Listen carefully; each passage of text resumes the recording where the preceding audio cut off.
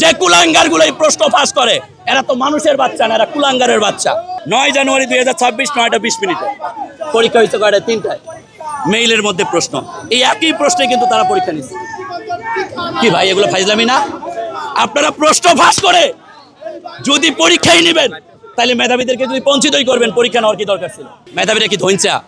আরে ভাই, যে দেশে মেধাবীদের মূল্য থাকবে না সে দেশে তো কুলাঙ্গারদের জন্ম বারবার হবে। আপনি ২০ লাখ টাকা দিয়ে যখন একটা প্রশ্ন পেয়ে পরীক্ষা দিবেন, এই ২০ লাখ টাকা উঠানোর আপনার ইন্টেনশন থাকবে না? আমরা আসছি বাংলাদেশকে মেধাহীন করতে চাই না, আমরা বাংলাদেশকে একটা মেধাযুক্ত বাংলাদেশ চাই। আপনারা চান না? আপনারা তো একটা মেধাযুক্ত বাংলাদেশ চান, তাই তো? যদি মেধাযুক্ত বাংলাদেশ চান তাইলে যারা প্রশ্ন ফাঁসের সাথে জড়িত, যারা ডিভাইস পার্টি দিয়ে বিভিন্ন জায়গায় জব পাবে, এরা আবার ডিভাইস পার্টির সাথে যুক্ত হয়ে আরও ডিভাইস দিয়ে আরও তারা তাদের সাঙ্গপাঙ্গ বাড়াবে। আবেদ আলী যাদেরকে প্রশ্ন ফাঁসের মাধ্যমে বিসিএস স্ক্যানার বানাইছে, তারাই এক একটা আবেদ আলী হয়ে যায় নাই? আপনারা যদি আজকে এই মেধার মূল্যায়নে, মেধা বিকাশের আন্দোলনে আপনারা যদি আজকে আমাদেরকে সাপোর্ট না দেন তাহলে এই বাংলাদেশ একদিন মেধাহীন হয়ে যাবে। আপনারা কি চান বাংলাদেশ মেধাহীন হোক?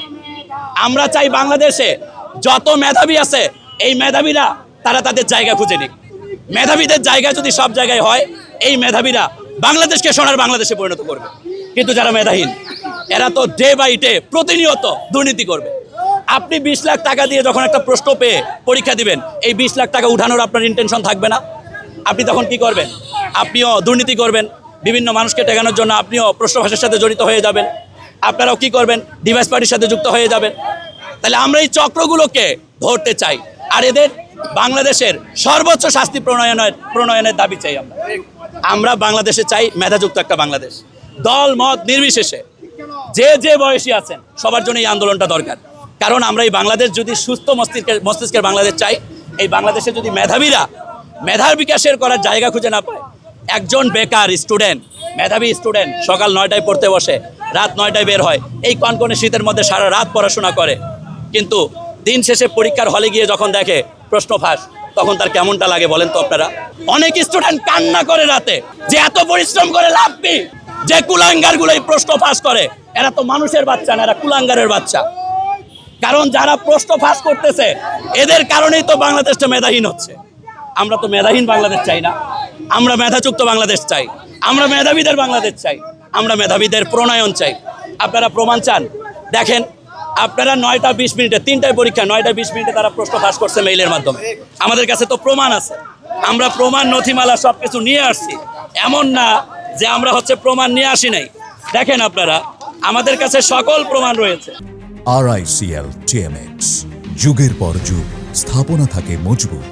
দেখেন তো এই প্রশ্নটায় ৯ জানুয়ারি ২০২৬ ৯টা ২০ মিনিটে পরীক্ষা হয়েছে, কয়টা? ৩টায়। মেইলের মধ্যে প্রশ্ন, এই একই প্রশ্নে কিন্তু তারা পরীক্ষা নিচ্ছে। কি ভাই, এগুলো ফাইজলামি না? আপনারা প্রশ্ন ফাঁস করে যদি পরীক্ষাই নেবেন তাহলে মেধাবীদেরকে যদি বঞ্চিতই করবেন, পরীক্ষা নেওয়ার কি দরকার ছিল? পরীক্ষাটা না নিলেই তো হইতো। পরীক্ষাটা না নিলেই তো হইতো। পরীক্ষা যেহেতু নিয়েছেন, পরীক্ষাটায় মেধাবীরা যাতে সুযোগ পায় এরকম একটা কাজ করেন। যেমন আমরা ৫ দফা দাবির মধ্যে সবচেয়ে কড়াভাবে যে জিনিসটা চাইছি, আপনারা যেসব জায়গায় পরীক্ষা নেবেন আপনারা ওই জায়গাগুলোতে নেটওয়ার্ক ডিভাইস লাগাই দেন। নেটওয়ার্ক চেকার যদি লাগাই দেয় এবং নেটওয়ার্ক জ্যামার যদি লাগাই দেয়, হলের মধ্যে কোনো নেটওয়ার্ক পাবে না, তাইলেই তো মেধাবীরা সুযোগ পায়। তাইলেই তো এই যে যারা কানের মধ্যে হেডফোন নিয়ে পরীক্ষা দেয় বা যারা চশমার মধ্যে সেন্সর নিয়ে পরীক্ষা দেয়, এদের থেকে অন্ততপক্ষে মেধাবীরা বেঁচে যায়। এখানে ৫টা যে দাবি, ৫টাই যৌক্তিক দাবি এবং ৫টাই পুরো বাংলাদেশকে মেধাবী করার দাবি। আমরা আসলে বাংলাদেশকে মেধাবীদের বাংলাদেশ হিসেবে করতে চাই, এই জন্যই আজকের এই আন্দোলন। এটা আমরা মনে করি বাংলাদেশের আইনে যেটা সর্বোচ্চ শাস্তি, এদেরকে প্রণয়ন করা উচিত।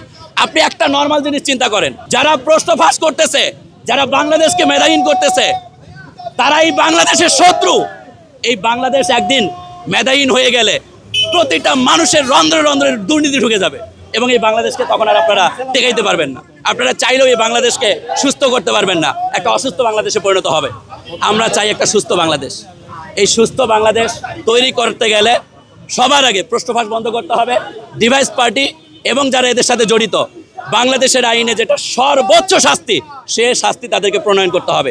দরকার পড়লে তাদেরকে ফাঁসির আইন দিয়ে দেন, কারণ এরা তো দেশের শত্রু, দেশ ধ্বংস করতেছে। এরা যারা মেধা ধ্বংস করে তারা কি দেশ ধ্বংস করে না? যারা শিক্ষা বিক্রি করে তারা কি দেশ ধ্বংস করতেছে না? এরা তো দেশের শত্রু। আমরা চাই এই দেশের শত্রুদেরকে জনসম্মুখে শাস্তি দেওয়া হোক, সর্বোচ্চ শাস্তির আওতায় আনা হোক। জামালপুরে এক শিক্ষক প্রশ্ন ফাঁসের মাধ্যমে টেকার পর তাকে বলা হয়েছে তোমার নামটা লেখো। সে তার নামটা লিখতে গিয়ে নামটা লিখতে পারে না। তাকে 2টা লাইন লিখতে বলা হয়েছে, সে 2টা লাইন লিখতে পারে না। তাহলে এই কুলাঙ্গারগুলা শিক্ষক হলে আপনার বাচ্চারা কি শেখাবে? এরা তো কুলাঙ্গার। এই কুলাঙ্গারগুলো শিক্ষক হইলে আপনারা কিভাবে চিন্তা করেন যে আপনার বাচ্চার মেধার বিকাশ হবে? আপনার বাচ্চার যদি মেধার বিকাশ চান, তাইলে এই মেধাবীদের আপনারা আসন দেন, মেধাবীদেরকে শিক্ষক বানান। এই মেধাবীরা শিক্ষক হইলে তারা তাদের মেধা দিয়ে সুন্দর করে শিক্ষা প্রদান করবেন। কিন্তু মেধাহীনরা যখন শিক্ষক হবে, তখন এই দেশটা ধ্বংসের স্তূপে পরিণত হবে। কারণ এরা তো নিজেরা লিখতেই পারে না। আপনার বাচ্চারা কি লেখে শেখাবে? আপনার বাচ্চারা কি লেখা শেখাবে? প্রাইমারি, যেটাকে আমরা বলি শিক্ষা প্রদানের একদম শুরু, আর সে জায়গায় যদি আমরা প্রশ্ন ফাঁসের মাধ্যমে কুলাঙ্গারদেরকে জায়গা করে দেই, আমরা ডিভাইস পার্টিদেরকে জায়গা করে দেই, তাহলে এই বাংলাদেশ মেধাহীন হইতে সর্বোচ্চ সময় লাগবে 1 বছর। 1 বছরে যারা দেখবেন ডিভাইস দিয়ে শিক্ষক হবে, এরাই আবার বিভিন্ন জন যার কাছ থেকে ডিভাইস নিছে, এ আবার আরও 10 জনকে ডিভাইস চক্রের সাথে যোগাযোগ করে ও প্রতিনিয়ত প্রতিটা ক্যান্ডিডেটের কাছ থেকে 5 লাখ 7 লাখ করে ইনকাম করবে। এভাবে এই চক্র চলতেই থাকবে। আপনারা যদি এদের বিপক্ষে স্টেপ না নেন, তাইলে ভাই এই বেকাররা এত কষ্ট করে পড়াশোনা করে কি লাভ এদের? এত কষ্ট করার তো কোনো যৌক্তিকতাই নেই। এত কষ্ট করতেছে কেন তারা? সকাল 9টা থেকে রাত 9টা পর্যন্ত কেন পরিশ্রম করতেছে? কেন নির্ঘুমভাবে এত শ্রম দিচ্ছে? এত শ্রম দেওয়ার পিছনে রিজন কি? যে আমরা মেধাযুক্ত একটা বাংলাদেশ চাই। আমি মেধা করেছি, আমার মেধার মাধ্যমে আমি একটা সরকারি জব পাবো, আর এই সরকারি জবের মধ্যে ওই পজিশনে আমি আমার নীতির দ্বারা এই দেশটাকে সুন্দর একটা দেশে পরিণত করব, সত্যের একটা দেশে পরিণত করব, ভালো একটা দেশে পরিণত করব, সোনার দেশে পরিণত করব। কিন্তু এই সোনার দেশটা কুলাঙ্গারে ভরা হয়ে গেছে। আমরা চাই কুলাঙ্গারহীন দেশ, আমরা চাই প্রশ্নবিহীন দেশ, আমরা চাই যারা ডিভাইস দিয়ে বিভিন্ন জায়গায় চাকরি পাচ্ছে এদেরকে যাতে খুব শীঘ্রই ধরে বাংলাদেশের সর্বোচ্চ আইন অনুযায়ী শাস্তির ব্যবস্থা করা হয়। তো যারা মেধাহীন এদেরকে যখন আপনি শিক্ষক বানাবেন, এদেরকে যখন বাংলাদেশের কোনো অফিসার জায়গায় বসাবেন, এরা আপনার বাংলাদেশকে কিভাবে রক্ষা করবে? এরা তো বাংলাদেশকে মেরুদণ্ডহীন করে দিবে, এরা বাংলাদেশকে তো মেধাহীন করে দিবে। আমরা তো মেধাহীন বাংলাদেশ চাই না। জুলাইয়ের আন্দোলনকে আমরা এই জন্য করেছি, আমরা তো সত্যের বাংলাদেশ প্রতিষ্ঠা করার জন্য জুলাইয়ের আন্দোলন করছি। আজকে আপনারা এখানে যাদেরকে দেখতেছেন, জুলাইয়ের আন্দোলনে সবার আগে এদের ভূমিকা ছিল। আপনারা দেখেন কোঠা সংস্কারের আন্দোলন, কোঠা না মেধা, আমরা সবাই কিন্তু বলছি মেধা মেধা। মেধার আন্দোলন থেকে কিন্তু জুলাইয়ের আন্দোলন তৈরি হয়েছে। অথচ এই বাংলাদেশে মেধা নিয়ে একটা আইন প্রণয়ন করা হয়েছে, আপনারা দেখাইতে পারবেন? নাই। মেধাবীরা কি ধৈঞ্চা? আরে ভাই, যে দেশে মেধাবীদের মূল্য থাকবে না, সে দেশে তো কুলাঙ্গারদের জন্ম বারবার হবে। তাইলে এ দেশের উন্নয়ন কিভাবে সম্ভব?